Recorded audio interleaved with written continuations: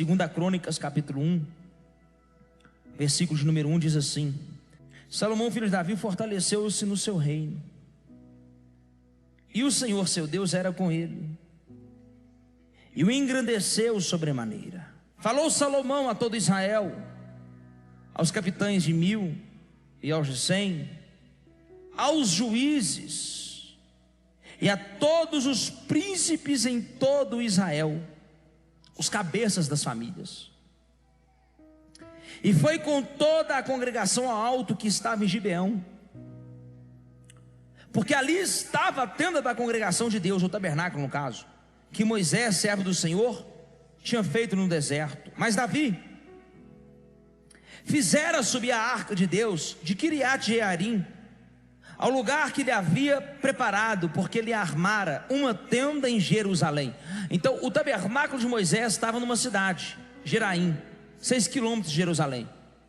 Mas a arca da aliança, ela já estava na cidade de Davi, na cidadela de Davi, conhecido como Jerusalém. Diga amém até aí.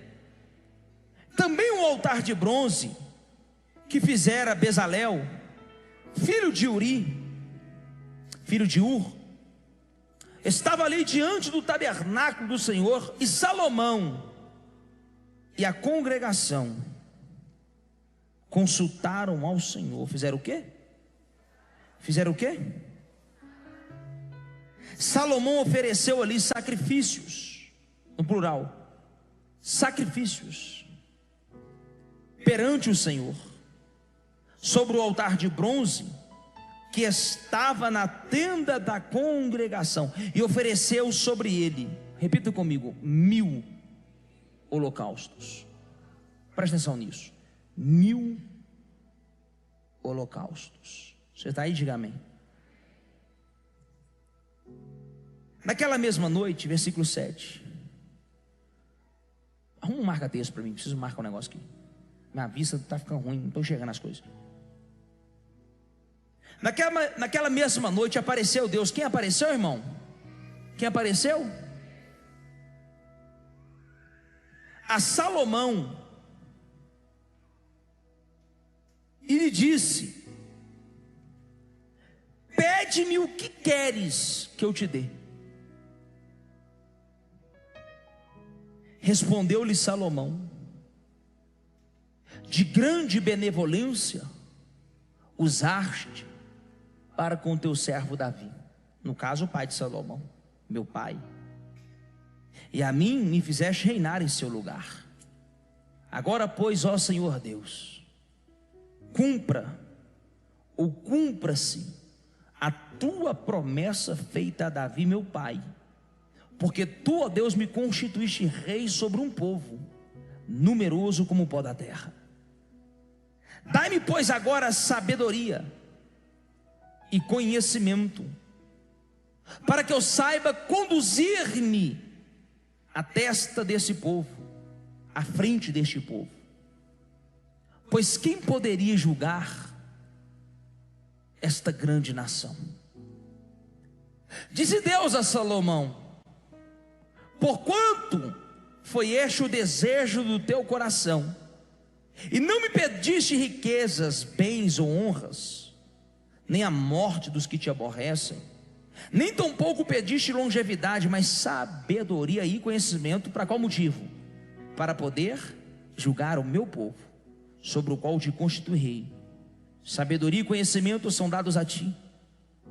A ti darei riquezas, bens e honras. Anota isso: riquezas, bens e honras, a quais não teve nenhum rei antes de ti, e depois de ti não haverá nenhum outro igual.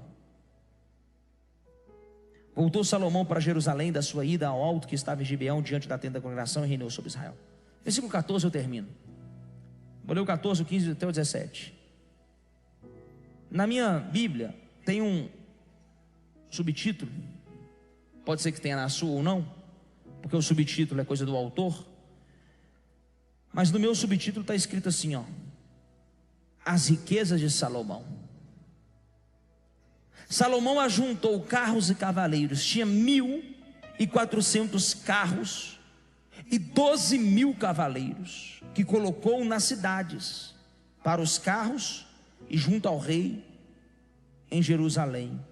Fez o rei que em Jerusalém, preste atenção nisso, houvesse prata e ouro, como se fosse pedra. Prata e ouro como se fosse pedra.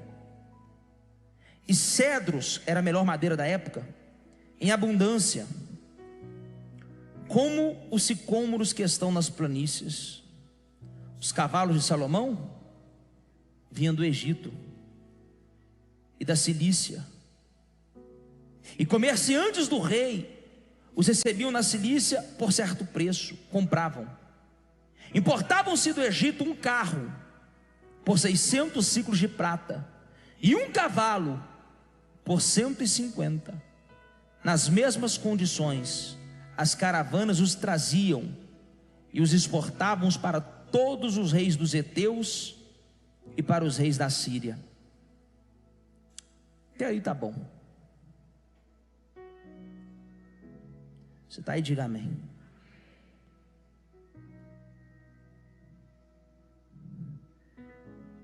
Esses 1000 holocaustos, me dá sua atenção. Segundo o teólogo Dake, o autor dessa Bíblia, é um teólogo chamado Dake. É uma das melhores Bíblias que eu tenho.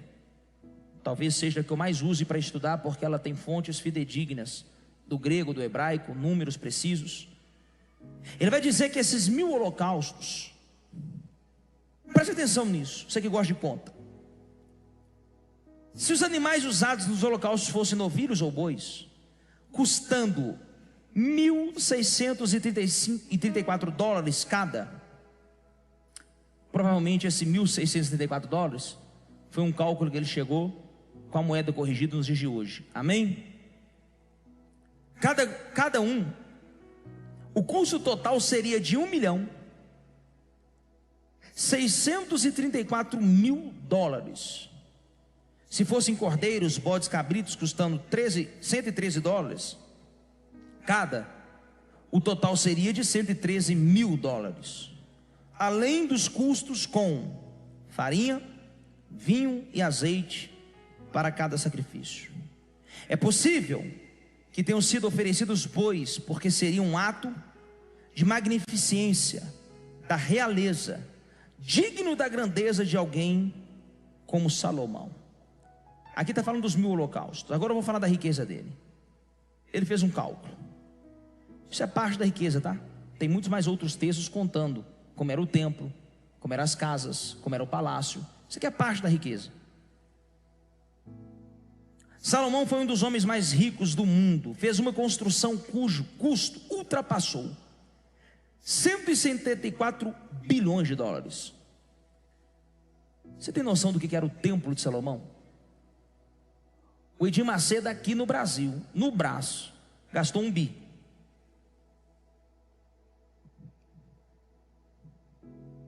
Salomão, naquela época, gastou $174 bilhões.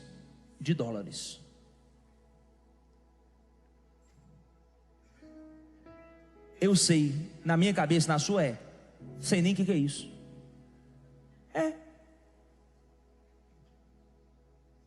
$1 bilhão, nem sei, nem imagino, não tem nem noção. Eu não conheci um bilionário de dinheiro. Agora Salomão, vem e coloca uma igrejinha. Vamos construir uma igreja. $174 bilhões.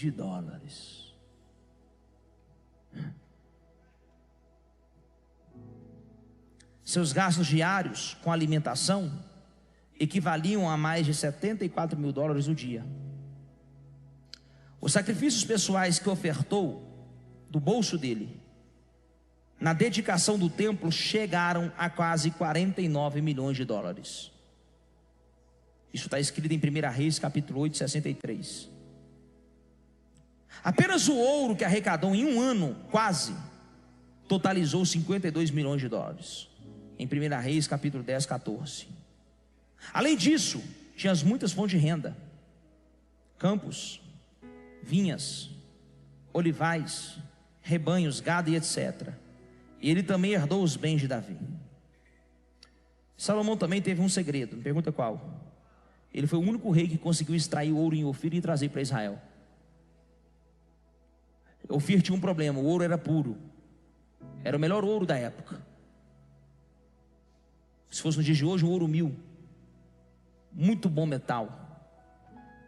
Mas embarcação cheia de ouro afundava. E aquela região de Ofir tinha muitas pedras e muitas rochas. Então quem ia crescia o olho, entupiu o navio de ouro. O que acontecia na volta? Quebrava e afundava. Salomão, por ter sabedoria divina, por ter recebido direções do Espírito de Deus, fez uma coisa que nenhum rei de Israel fazia. Me pergunta o quê? Contratou marinheiros que não eram de Israel. Que a igreja tem uma marinha, me pergunta qual? Só contrata crente. Alguém pegou. Só que tem crente que não sabe pilotar nada. Não dá conta de pilotar a sua própria vida. Não dá conta de navegar nem nos seus próprios mares, quiçá carregar a riqueza do outro. Salomão era diferente, ele pensava fora da caixa. Na época, contratar alguém fora de Israel era quase considerado pecado, era grave. Se hoje um pastor chamar alguém que não é da igreja para trabalhar na igreja, você fala assim: pastor, ele é crente, já vi ele fumando. Mas não quer saber se é fumo, se é belo, quer saber se você sabe apertar o botão, hein? Estou te falando, hein? Eu quero saber se você sabe arrumar as coisas. Mas Salomão era sábio, ele era o quê? Mas ele não foi sábio à toa. Ninguém se torna sábio à toa. Inclusive a Bíblia fala que sabedoria é adquirida. Se a Bíblia fala e nos incentiva a adquirir sabedoria, está dizendo que sabedoria não vem de berço, se desenvolve, se aprende. Tem que ser intencional. Tem que ter um desejo de ser sábio. É a Bíblia que nos incentiva para buscar a sabedoria mais do que o ouro e a prata. Inclusive quem falou isso foi Salomão. Porque Salomão entendeu: eu só tenho ouro e prata porque na verdade eu tenho sabedoria. É impressionante a quantidade de pessoas que ganham milhões, passa 1, 2, 3 anos, estão quebradas. É impressionante como que tem pessoas que saem do zero, para não falar menos zero. O que é um menos zero? É pobre, família destruída, dívida, quebrado, sem estudo, e constrói riquezas assustadoras. Assustadoras. E às vezes você fala assim: pô, o cara não sabe nem falar. Ele não sabe falar, mas ele é mais sábio que você. Porque você sabe falar bonitinho, não ganha R$1. Desculpa aí, só para...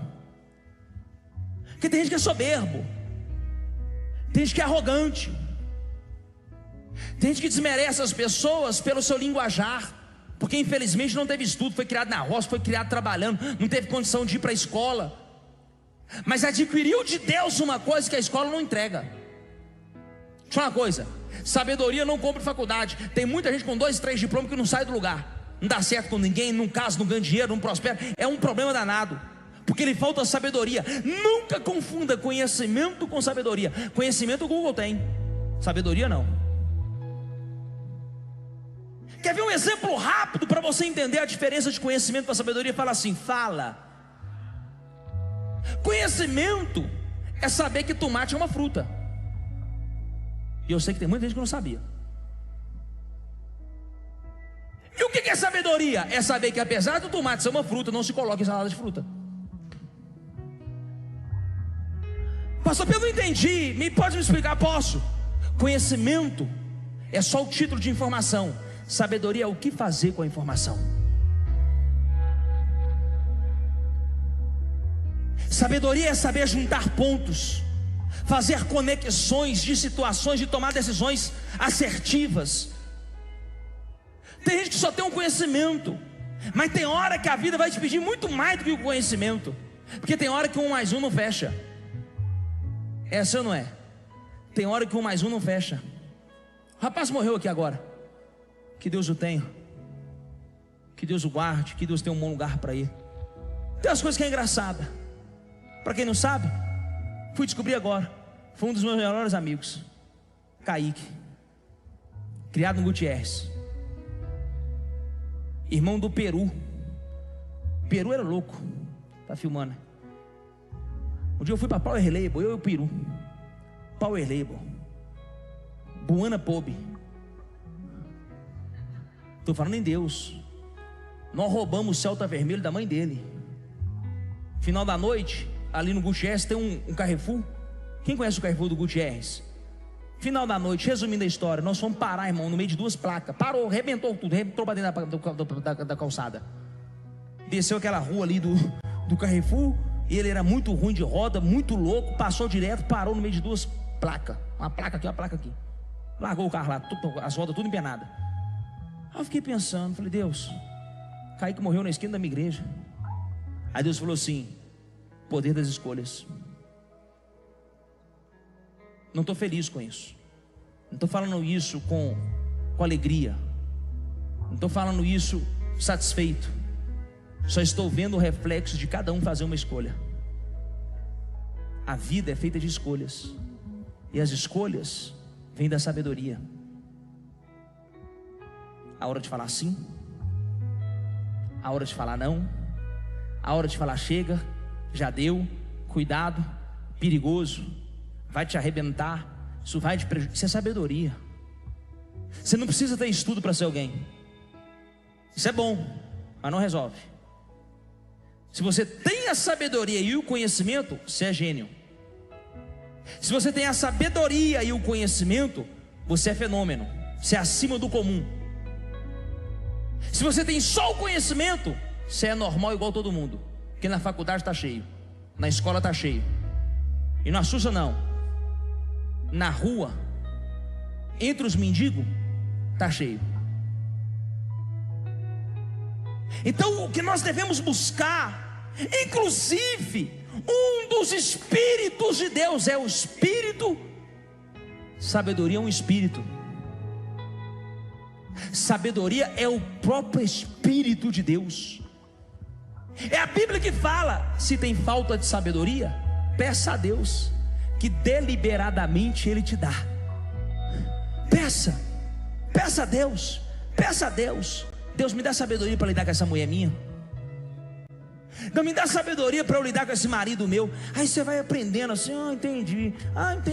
Porque, irmão, ser humano é quebra-cabeça. É um jogo enigmático, que tem algumas pessoas que têm a senha. Dá um comando, a coisa anda. Tem gente que só faz inferno, só arruma tumulto. Mas a gente não falei nada, pronto, brigou. Essa ou não é? Essa ou não é? Que até não falar nada tem hora que você fez errado, você devia ter falado.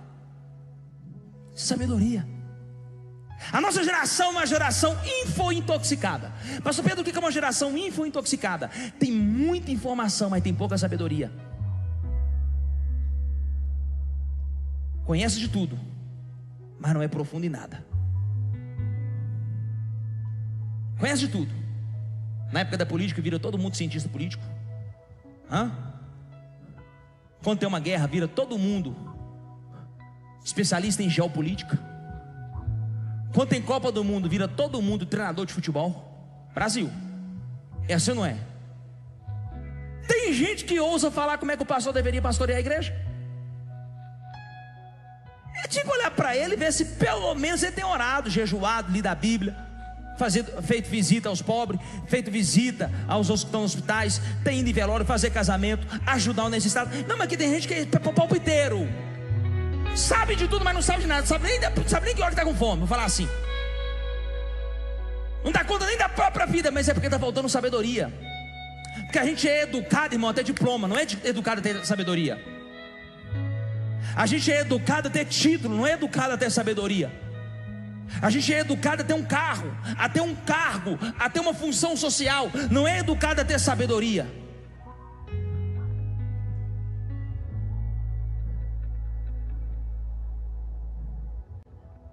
Sabedoria. Salomão, ele tinha uma certa sabedoria. Ele não tinha a sabedoria, mas ele tinha uma certa sabedoria. Porque ninguém oferece 1000 holocaustos no primeiro dia do seu reinado se não pensasse. Olha para mim. Pensa no desafio de Salomão. Quem está comigo, diga amém.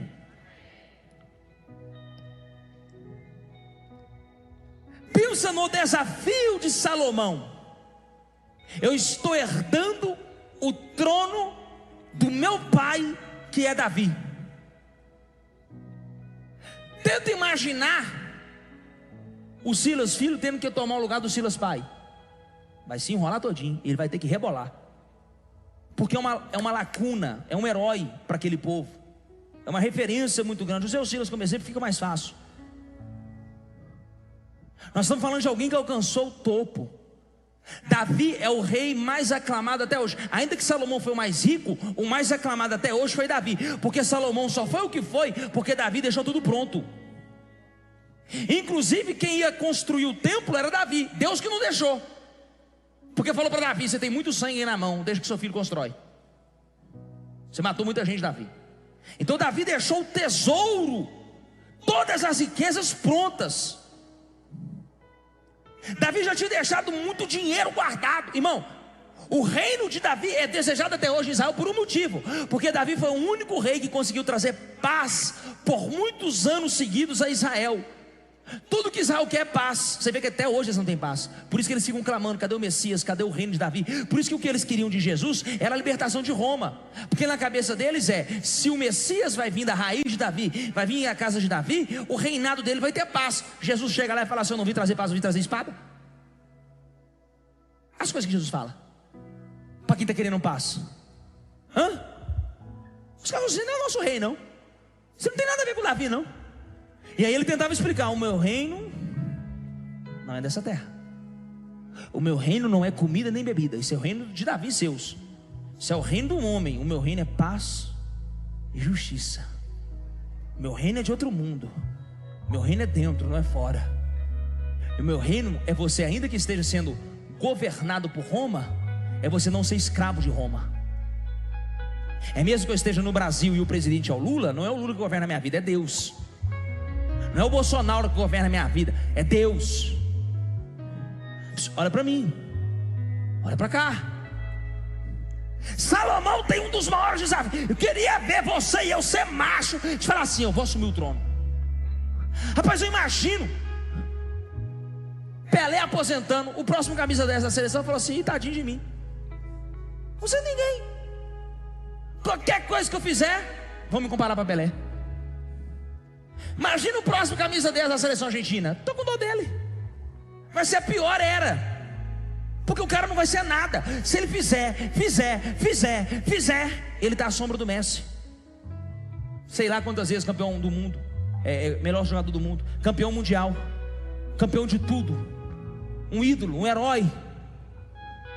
Agora Salomão tem um desafio. Irmão, Salomão para mim já era sábio, ele só ficou mais sábio. Como assim? Na hora que ele pegou o reinado, Léo, no primeiro dia ele falou assim: eu tenho que fazer um negócio para marcar. Ele entendia o poder da primícia. Olha para mim. Salomão foi criado por um rei que era profeta. Salomão foi criado por um rei que era adorador. Salomão foi criado por um rei que compôs 80% dos salmos. Salomão foi criado por um rei que tinha um Espírito de Deus sobre ele, que não era ímpio, que não era pecador, que não era profano, que ia para os atos do Senhor e rasgava as suas vestes em adoração. Um rei que desbancou um gigante, dizendo assim: eu não vou na minha força e nem na força do meu braço, porque eu vou na força do Senhor. Salomão foi bem educado. Salomão entendia o poder de um voto. Salomão entendia o poder de ser fiel a Deus. Então quando ele pega o reino, ele fala assim: eu vou fazer um negócio que ninguém nunca fez. Eu já vou inaugurar com os 2 pés.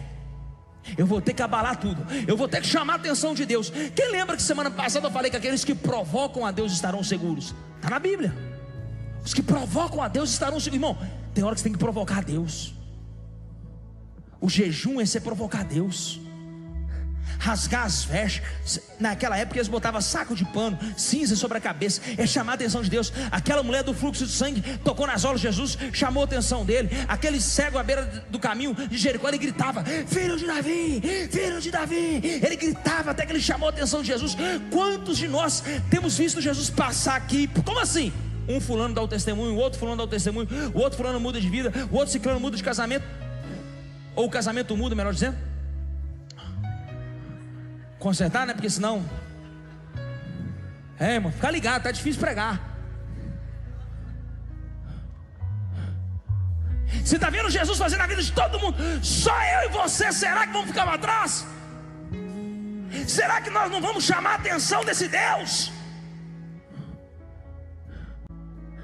Aí chega alguém que não tem vida no altar, chega alguém que nem conhece a Bíblia direita e faz o que eu e você deveríamos estar fazendo.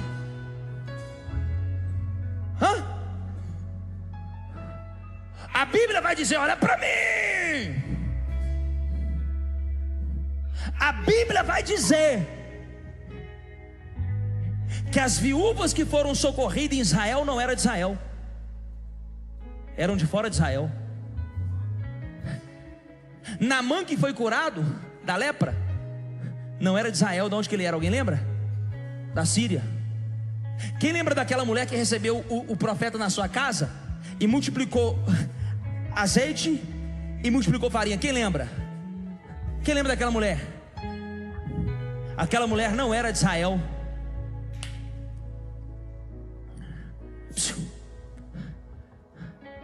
Aquela mulher que implorou por migalhas que caíam da mesa de Jesus, mas até os cães comem das migalhas. Ela não era de Israel. Alguém lembra de onde que ela era? Ciro Fenícia.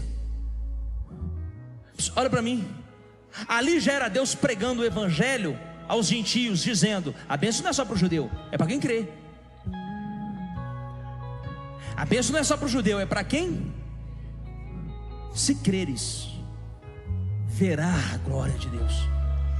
Não está escrito se for judeu e nascido em Israel, está escrito se creres. Salomão pega 1000 holocaustos, 1.690.000 dólares, que daria aí uns 7 milhões de reais. 1000 holocaustos. Imagina o tanto de sacerdote. Era uma festa, tá? Só para título de informação. Era um dia de festa. Falou: vou fazer uma festa que ninguém nunca fez. Eu vou fazer algo que ninguém nunca fez. Ele levou o altar, não foi na casa dele, não foi aonde ele quis. Ele levou o sacrifício aonde? Na bacia de cobre,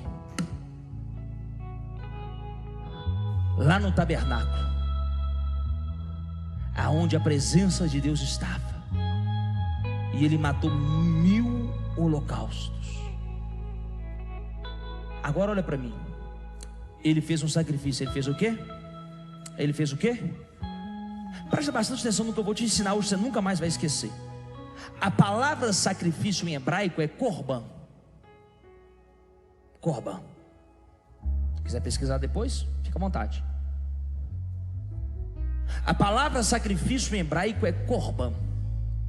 Sabe o que significa korban? Aquilo que aproxima. Aproximação. Pastor, me explica melhor. Todo sacrifício aproxima. Vou falar de novo. Todo sacrifício aproxima. Quer ver um negócio? Você pode não ir muito com a cara da pessoa. Se ela fizer um sacrifício por você, ela te ganha. Você abre o coração, porque vocês se aproximaram através de um sacrifício. Por que eu e você podemos voltar a ter vida com Deus? Alguém sabe? Porque alguém nos reaproximou.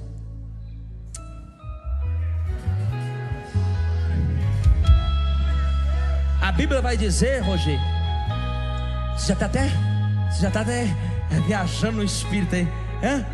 Fica de pé. A Bíblia vai dizer que os nossos pecados, o Roger simboliza Deus, você simboliza o homem pecador. Parabéns, meu filho, glória a Deus. Demorou, mas chegou.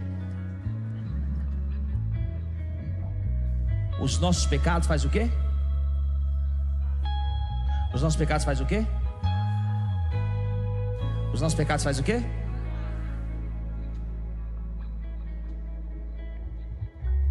Deus continua no mesmo lugar. O pecado nunca afastou Deus do homem. O pecado afasta o homem de Deus. Foi Adão e Eva que escondeu, não foi Deus. Deus desceu e continuou conversando. Adão, onde você está, Adão? Estou te procurando. Mas Adão estava escondido. Porque o pecado afasta. O pecado faz o quê? Aí veio Jesus. Qual é a função de Jesus? Qual é a função de Jesus? Tá aqui de volta. Abraça os dois.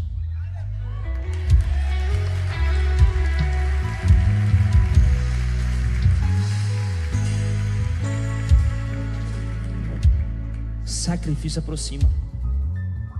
O conceito sacrifício no Antigo Testamento era para trazer paz para a ira de Deus.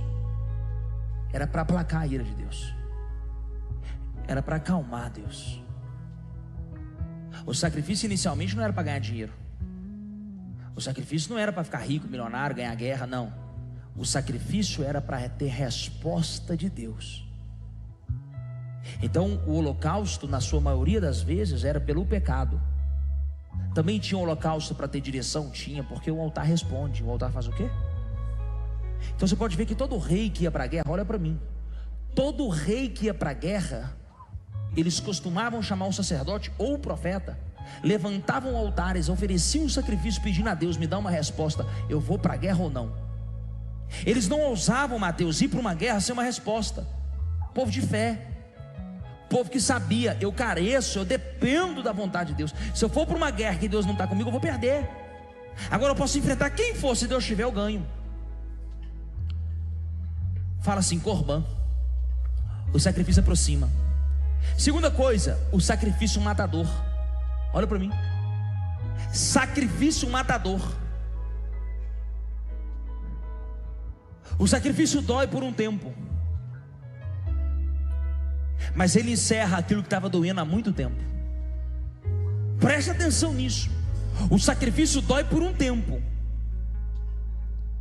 mas ele encerra, ele mata aquilo que estava doendo há muito tempo.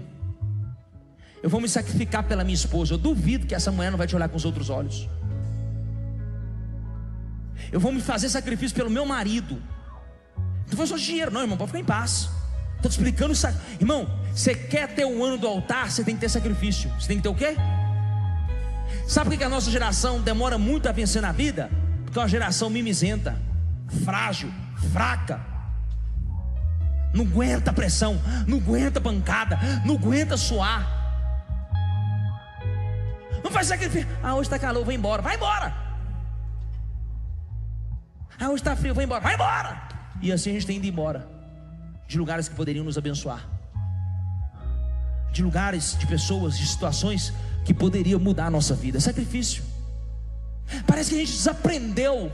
Ah, eu não gosto de sentir dor. Irmão, tudo que é bom dói. Vai por mim. Quer emagrecer? Vai doer, meu filho. É, ué. Quem quer emagrecer aqui? Dói. Se não doer, é fake. Se não doer agora, vai doer depois. Pode ficar em paz. É golpe. Ganhar dinheiro, irmão, dói. Dói ou não dói? Chega uma hora que você aprende a ganhar na dor. Na verdade, você se adaptou à dor, mas ela continua ali. Continua te exigindo compromisso, horário, esforço, entrega. Quantas vezes eu cheguei no altar para pregar virado? Não é porque eu estava bebendo a noite toda, não. Esquece isso, irmão. Eu estava viajando, batendo BR, avião, perdendo noite de sono, madrugada. Quantas noites eu passei em cima do monte. Como é que o pastor Pedro revela? Como é? Vai para o monte, irmão. Fica anos em cima do monte, igual eu fiquei, rasgando as vestes na oração. Põe uma barraca lá, igual eu fiz. Fiquei 7 dias comendo pão e água em cima do monte. Vai lá. Faz jejum maluco aí, pão e água, sei lá quantos dias. Jejum de Daniel. Yom Kippur. O Rogério um dia fez um jejum aí, desmaiou ali fora. Falei, o que o Rogério desmaiou aí, gente? O que foi? Ah, tá em jejum. Tava um homem grande, ó, desmaiado, pagando preço, sacrificando. Você não vai se levantar ao altar sem sacrifício. O que você tem oferecido a Deus? O que você tem feito pela obra de Deus? O que você tem feito pelo ministério? O que você tem feito pela vida espiritual sua? O que você tem feito pelo seu corpo? O que você tem feito pelo seu casamento? Ai, sai daí, rapaz. Quer resposta? Tem que ter sacrifício. Eu não vim aqui para ouvir isso não. Pode ir embora, está liberado. Continua frouxo, continua frágil. Ah, vou ter que pegar 2 anos. Ô, meu filho, você está desempregado, rapaz. Pega até 3. Ah, é muito longe da minha casa. Então para de pedir cesta básica e para de ficar pedindo pix para os outros.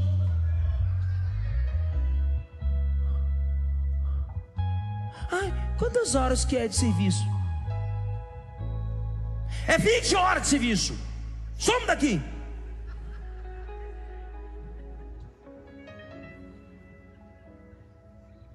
Pastor Pedro, isso é exploração. Então Deus está me explorando então, hein? Vou falar com Deus. Ô Deus, não tem um RH aí não? Não tem um CLT do céu não? Porque vai.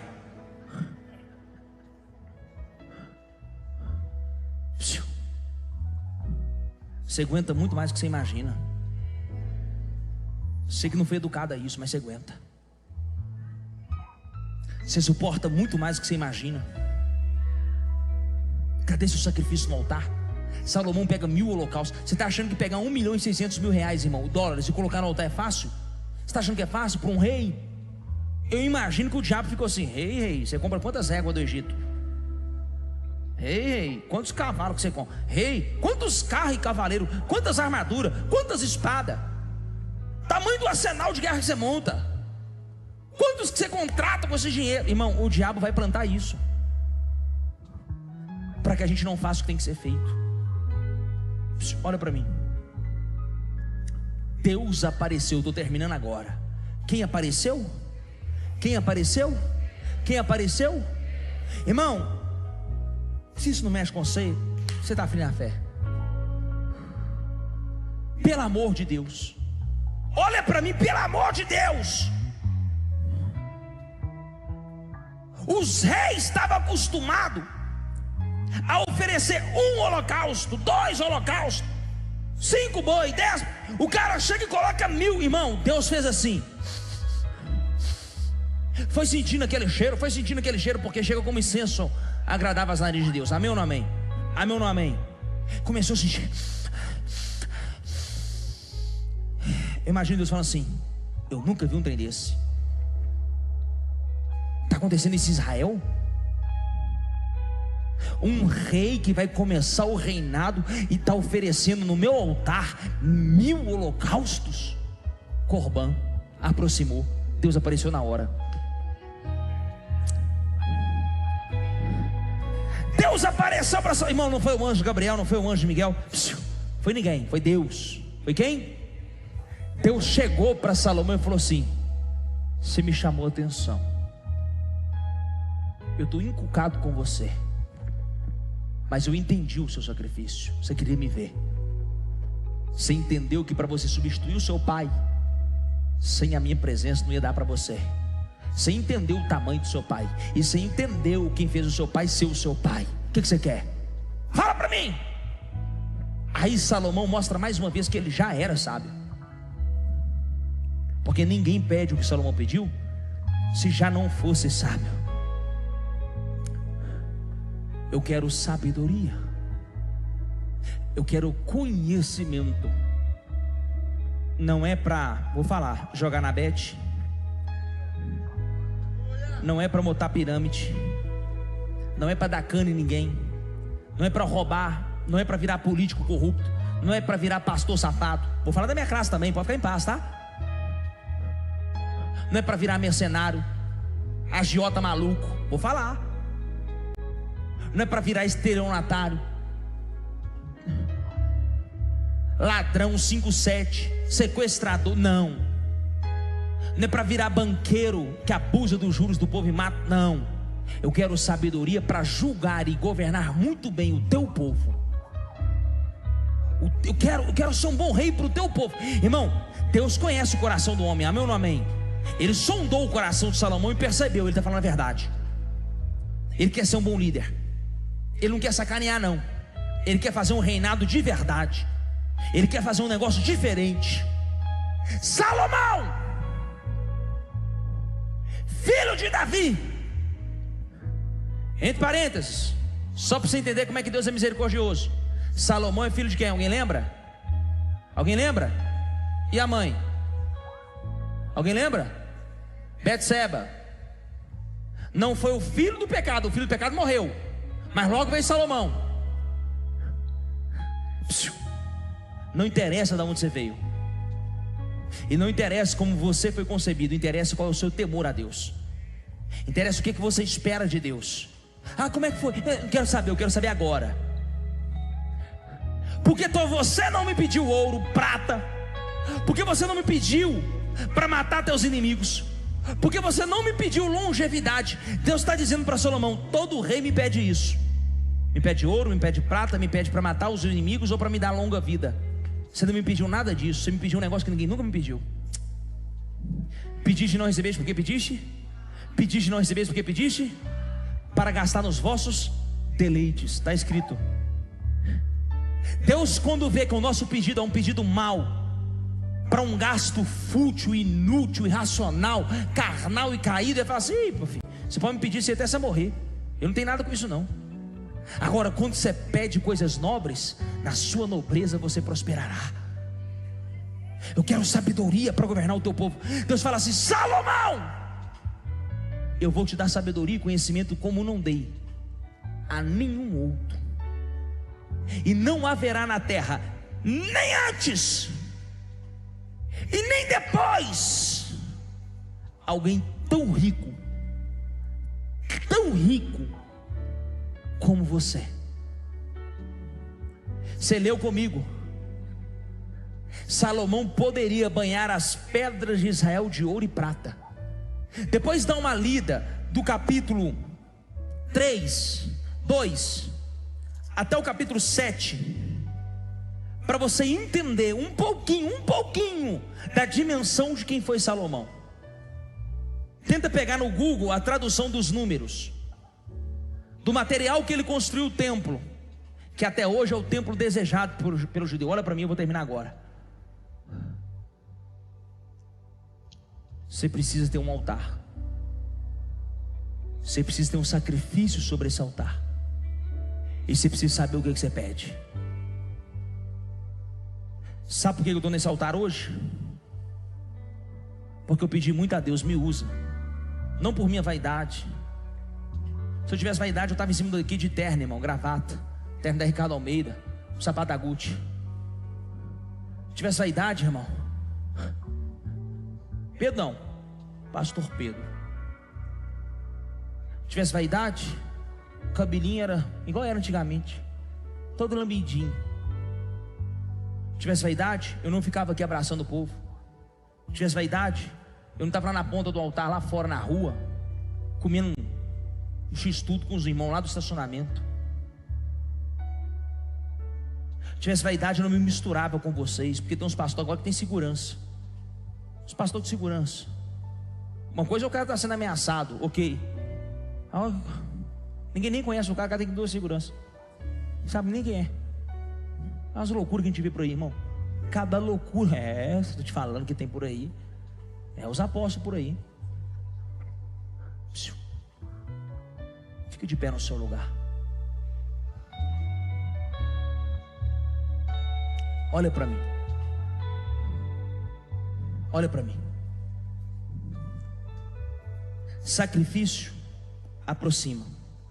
Sacrifício o quê?